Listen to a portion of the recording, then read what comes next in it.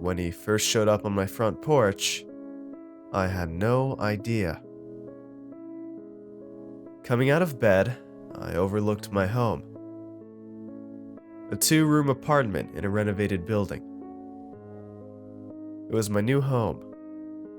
I just moved in this month. My eyes rested on a few pieces of laminate flooring in a corner, and some old newspapers found under the floor. My dad and I redid the carpet floor this weekend, and I hadn't cleaned up the remnants of the operation yet. Then, the doorbell rang. Feeling almost happy that day, I opened the door with the delighted, "Can I help you?" My smile faded as a gray face met me. The man looks like a Jehovah's Witness, clothed in a gray suit and wearing a top hat. I braced myself to get rid of him politely, but he didn't speak. No Bible in his hand either. After a few awkward seconds, I repeated, "Well, can I help you?" "You don't know who I am." He had a peculiar way of speaking, forming words slowly. "I'm afraid I don't. Should I?" "You're living in my house," he declared. "You have 1 day to leave." I blinked my eyes to the unexpected threat.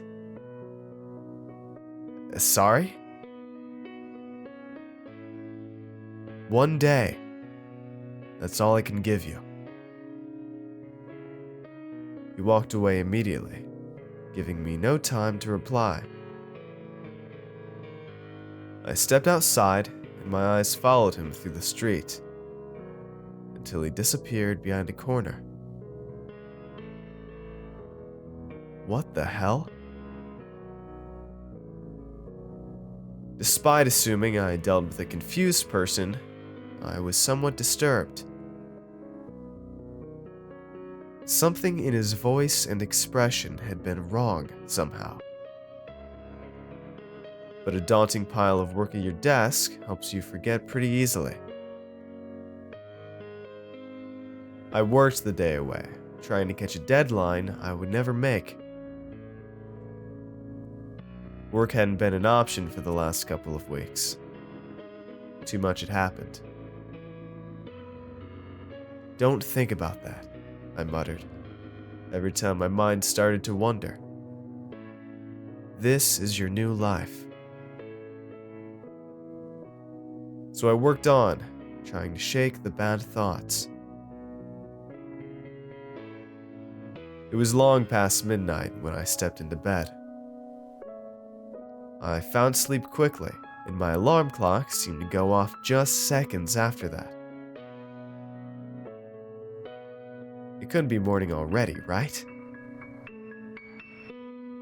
Peering through my eyelashes and prepared to hit the snooze button, my heart skipped a beat. He stood right next to my bedroom door, barely visible in the scarce daylight. I couldn't make out a face, but the top hat was unmistakable.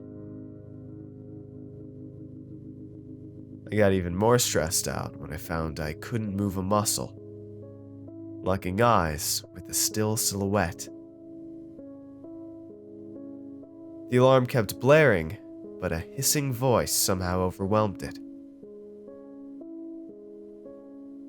"Time's up," I clearly heard. Finally managing to lurch myself upright, I gazed at the spot by the door. Just my clothes, draped around a chair. Just a dream. Get a hold of yourself, for God's sake, I muttered to myself, swinging my legs out of bed. Was the loneliness getting a hold of me this quickly? I stood to get dressed, pulling my clothes from the chair. My arm froze in midair, shirt dangling in my hand. There were scratches on the chair, carvings that hadn't been there yesterday. Upon further examination, I could make out 2 words, formed in crude, long characters. Time's up. With goosebumps on my arms, I swallowed and pulled my eyes from the chair. It wasn't real. The scratches had been there before. They must have been. I was secretly glad to be around people that day, working at a client's office. But creepy-hatted men stayed in my mind throughout the entire day. I got home to a dark apartment and went through every corner of the house. Of course, I found nothing, and laughed at myself for doing it. What did I expect? A man cramped up into my bedroom closet? I made myself a microwave dinner and sunk into my couch. Halfway through a Netflix episode, I found I was dozing off and stood with a yawn. Walking to the kitchen to clean up, I almost dropped my plate. An undefinable mass between my sink and fridge slowly took form as my eyes got used to the dark kitchen. He wore the same suit as yesterday and hadn't taken off his hat. The man just stood there in the dark like a tall statue. Convinced my mind was playing tricks on me again, I reached for the light switch. Then his voice removed all doubts that I was hallucinating. "One day," I said. "Last chance. Leave." The last word came through gritted teeth. It made my neck hairs prickle. What? What the fuck? I could finally utter. Get out of my house. It's not your house. I took a few steps back into the living room and groped at the handle of the door to swing it open. Get out. He looked at me for a short while and then, to my immense relief, obeyed. I don't know what I would have done had he refused. Probably run away myself. A cold feeling went through me as he passed. In the dark hallway, the man halted. "Time's up," he said, with his back turned to me. "Get out," I repeated with a shrill voice. When he vanished out of sight, I slammed the door shut. My first impulse was to call the cops. I searched for my phone in panic. 2 short knocks on my door froze me. I realized I hadn't checked if he really left the house. "Get away!" I yelled, terrified. Hello? A woman's voice queried. Something wrong? I heard noises. I opened the door to my upstairs neighbor Anna, who had just moved in as well. Her expression went from confused to worried when she saw my face. You okay? That man, I began, trying to form a coherent sentence. You saw a man leave just now? He had gotten into my house. Broken in, probably. Anna peered through the corridor. Just now? I didn't hear the front door. I'm calling the cops, I said resolutely. You should come in. It isn't safe with him walking around. She looked from me to my dim-lit apartment and suddenly turned around. I'll just go to my room and lock the door. She walked up the stairs hastily, and I realized I must have sounded creepy. The police showed up half an hour later. They checked to see if the man was still around. He wasn't, and asked their routine questions. They said they'd call me if they found out more, and advised me to double check the locks on my doors and windows.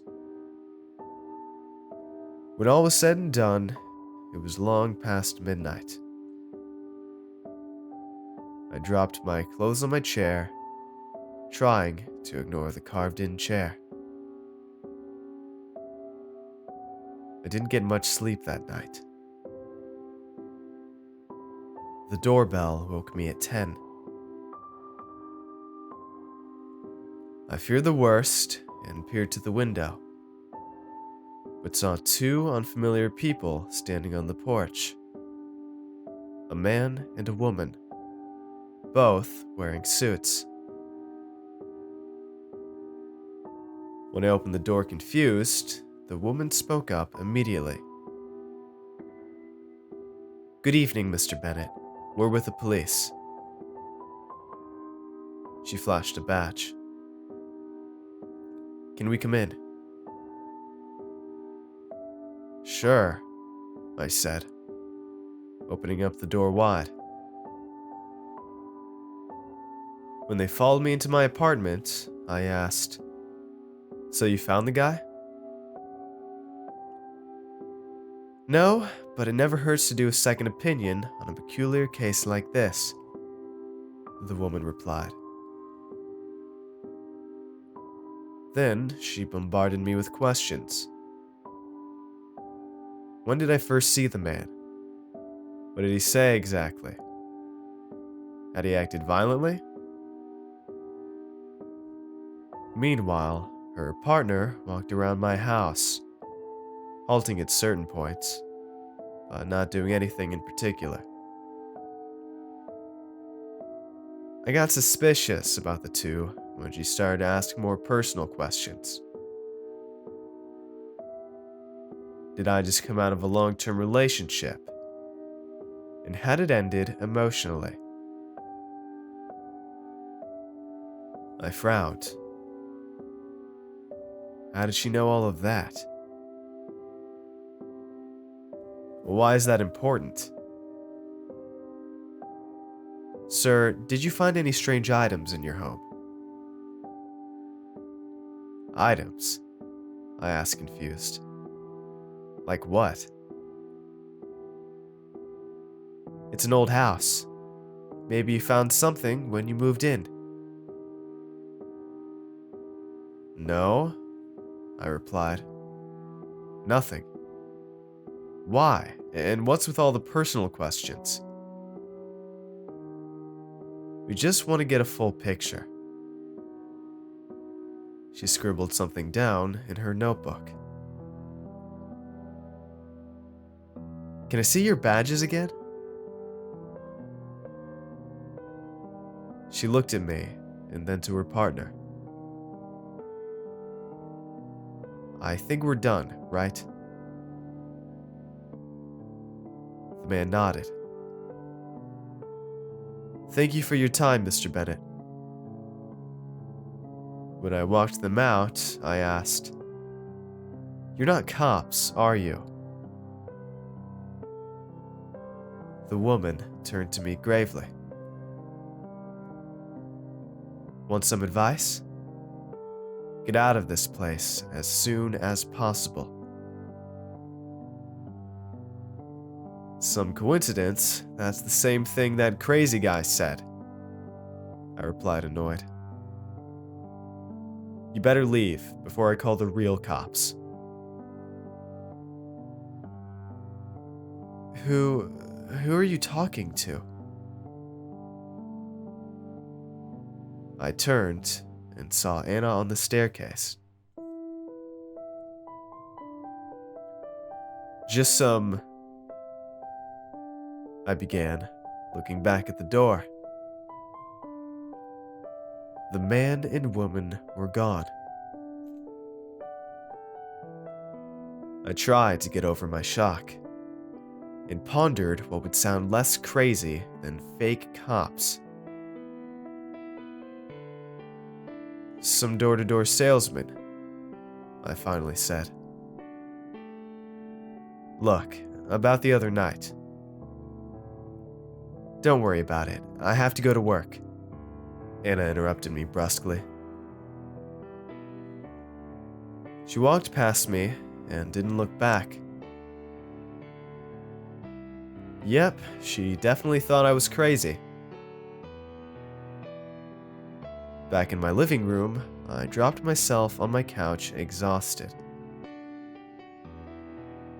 I didn't know what to make of all of it, except that someone had set up some deliberate scheme to get me out of this apartment.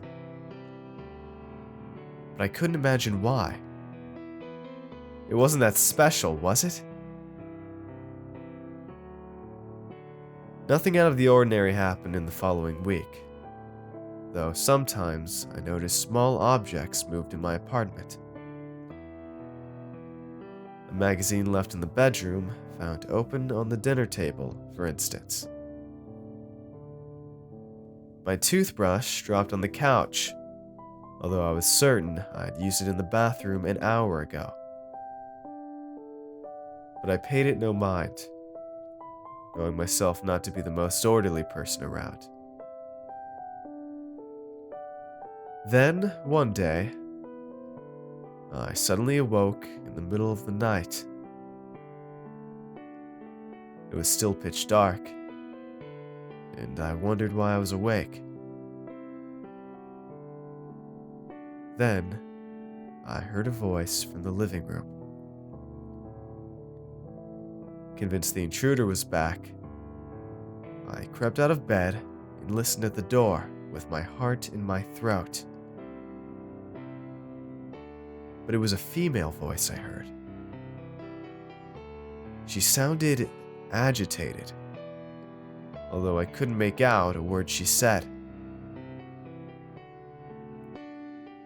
Then, she suddenly went quiet, followed by dead silence.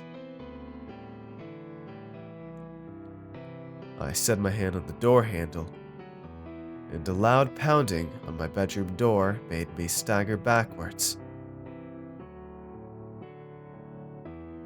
Get away! A terrible voice shrieked.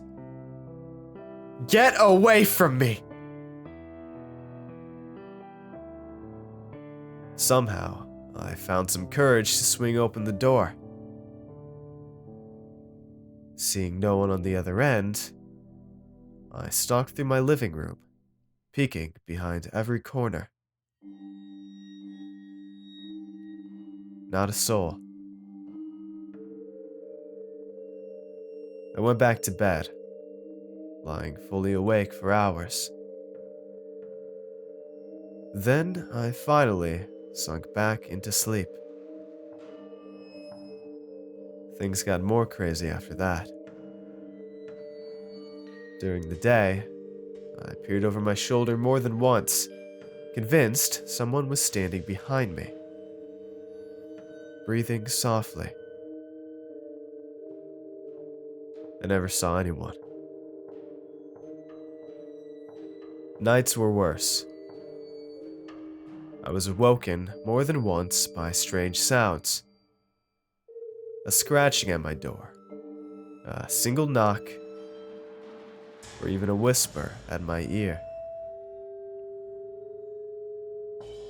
After another restless night, I started to ponder the advice the policewoman had given me. I should get out of the house. I'd never been a believer of the supernatural, but something was going on with this place. I thought about going to my parents, but didn't want to be a bother. They had helped me out enough this last month. I even scrolled to the number of my ex. As my finger floated above the call button, I shook my head. She wouldn't answer. So I stayed. Why the hell did I stay? For once that night, I slept all right. But I didn't feel at all rested when I stepped out of bed, thinking about a weird dream I couldn't remember. And my arms stung. I looked at them, noticing several scratches across my wrist. What the hell? I walked up to my bathroom mirror, noticing a cut on my right cheek as well. After cleaning up, I sat down at my desk, pondering over my injuries. I had made up my mind a couple of minutes before. I would leave for my parents' house today.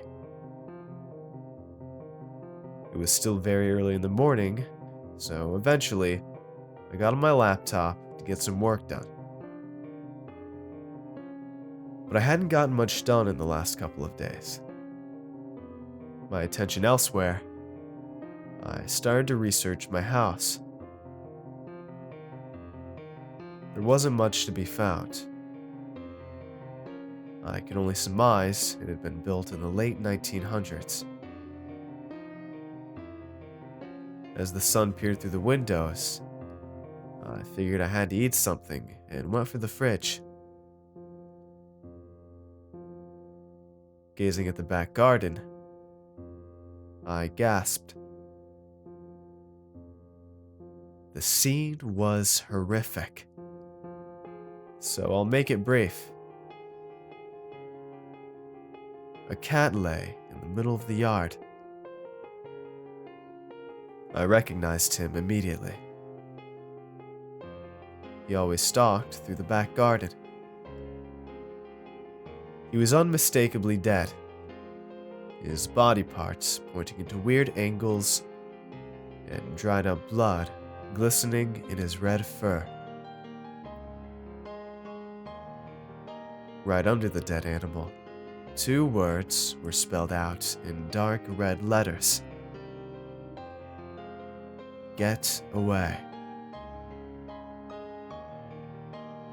Suddenly noticing the scratches on my arms, I looked back at the cat. The next moment, I ran for the toilet, retching. Back in the living room, I sank on the couch. Tears stung in my eyes. I couldn't have. I didn't. What was happening?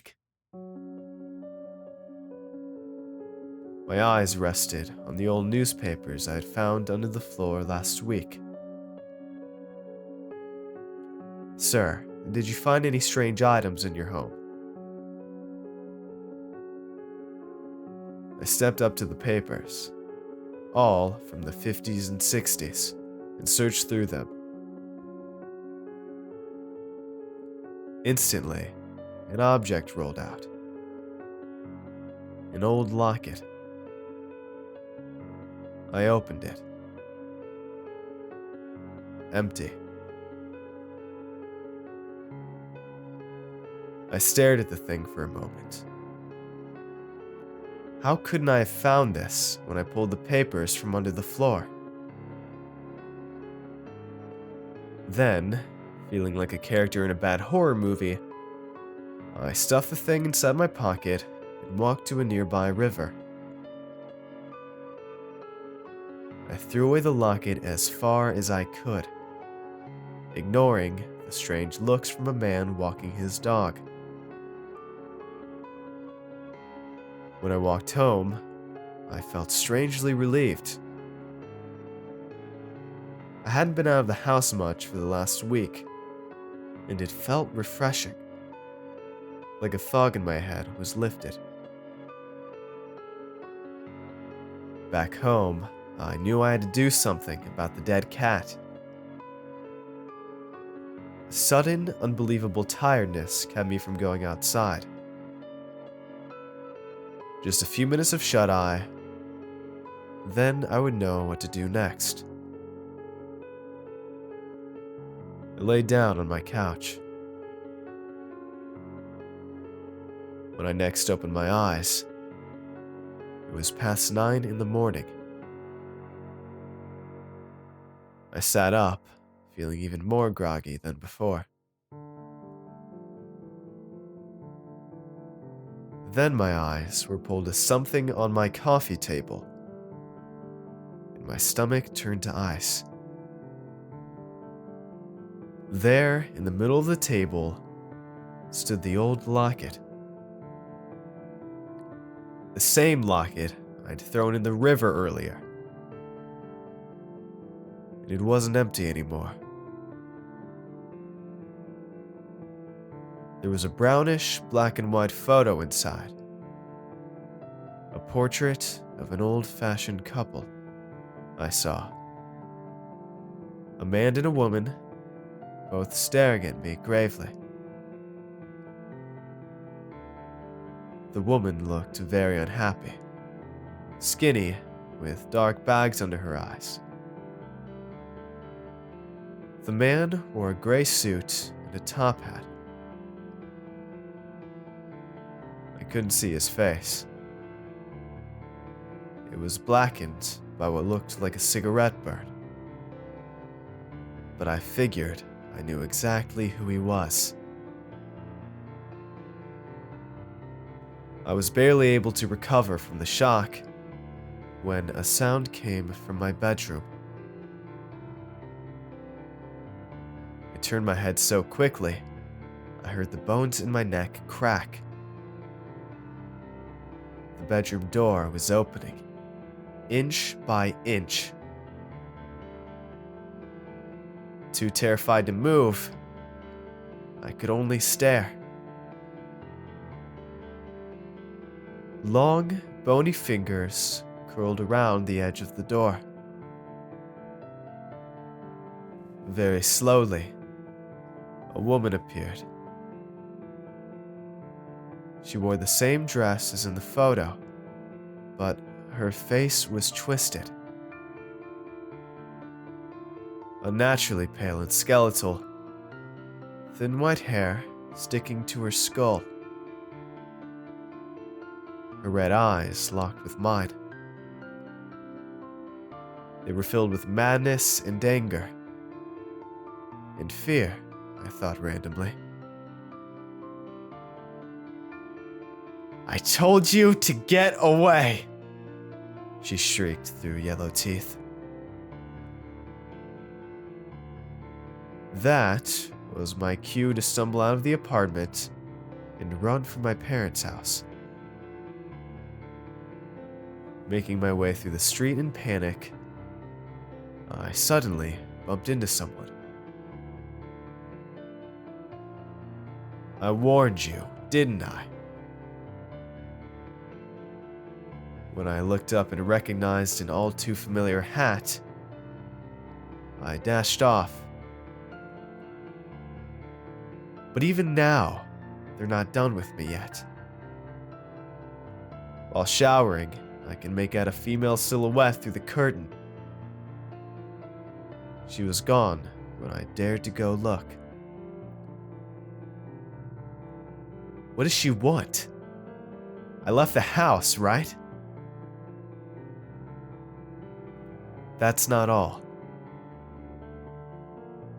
Peering through the window of the guest room, I swear I saw the male and female cop standing at the edge of my parents' lawn. When I ran outside to confront them, they were gone. It's late at night now, and there's a constant scratching at my bedroom door. I've pulled the blanket over my head like a little kid, typing this on my phone. Some help would be appreciated.